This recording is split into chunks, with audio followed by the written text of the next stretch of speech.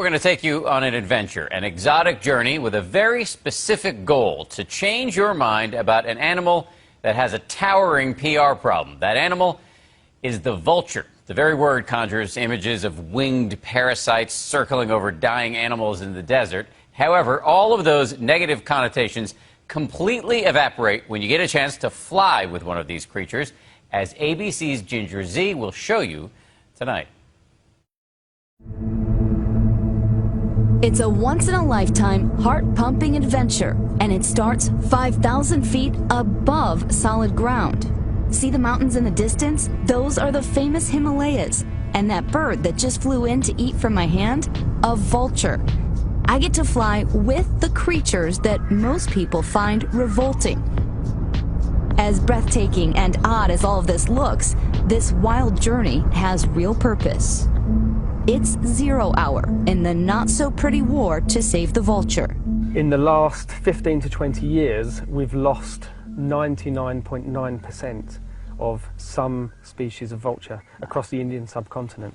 That's millions of nature's cleaners almost cleaned out. While vultures come in many shapes and sizes, the beasts don't typically evoke instant empathy, but they do have a champion in this guy, Scott Mason, for a reason. We need our vultures. They're vitally important. To learn more about this environmental tipping point, we must travel to the other side of the world, Nepal, a nation sandwiched between India and China. As the vulture flies, it's more than 7,000 miles from New York City. I'm hearing a lot of percussion. Whoa. It's Tibetan monks. Nepal is full of ancient culture and religion that bleeds into the streets. And those streets, they're full of curious children. Farmlands lined with weathered faces, cows and horses occupy the roads, a constant reminder that we are far, far from home. I've made a prayer. Hopefully our flight goes well. But the focus for this trip, the threatened vulture. We are in a village called Gachok, which is the location for a vulture feeding site. There's carcasses everywhere. It is a little eerie. The vulture's main predator, a cheap anti-inflammation drug given to cattle. The vultures are declining because of a drug called diclofenac. When the cow dies, the vultures feed from the carcass and diclofenac kills them. That's why Scott started this place, the Vulture Restaurant. It's one spot vultures can eat toxin-free. Does this give you joy? Yeah. It's just nice to see it working. I would think I would have been grossed out, but it's more the nature is like, wow.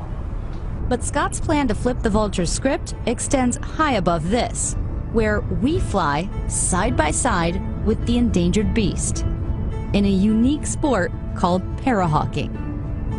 He has trained birds of prey, both hawks and vultures, to fly with humans.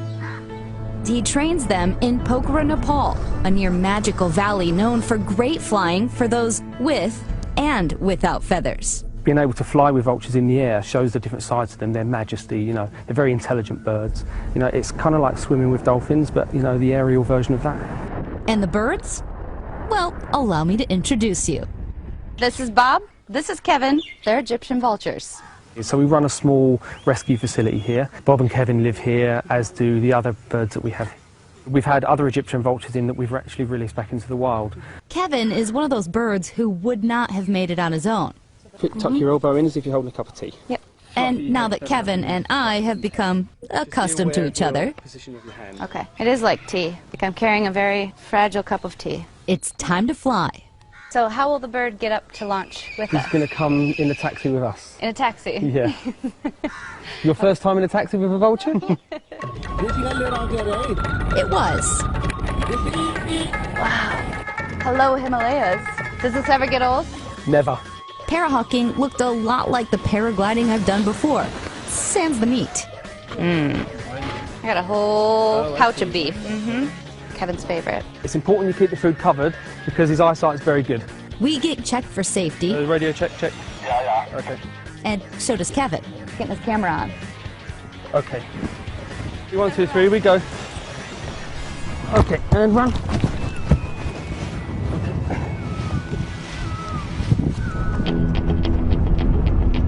Once we're flying, we have to sync up with Kevin, who's circling below us. We're losing height, that's for sure.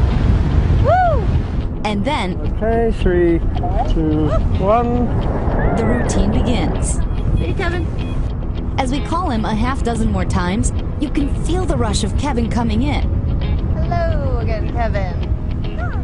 Yeah, we did it. It's magic. Forget that. It's not just magic, it's majesty. Here he comes. Say 3, 2, 1. And he's out.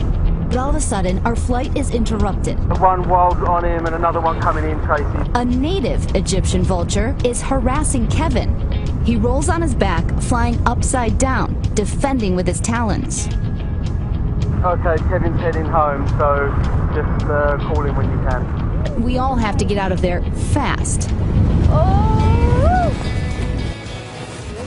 Yeah. It's a bit of an adrenaline rush. We did a quick exit. We had a wild Egyptian vulture come in.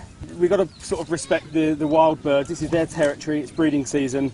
Kevin made it home safely too, even got his routine egg for dessert. When they're flying, it's almost like we're a joke to them. And I think we're very smooth. But they're like, I guess I'll catch up to this thing. And then he's like, see ya. I'm good. And we hope they are.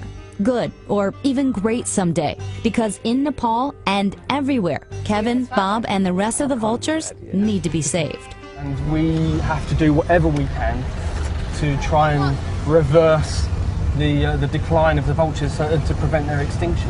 What we're trying to do is educate people to show how majestic they are and how graceful and beautiful and how nice they are. Hopefully, people start to have a higher regard for them as a species. A higher regard, a higher calling to save a species at their vital moment. For Nightline, I'm Ginger Z in Pokhara, Nepal.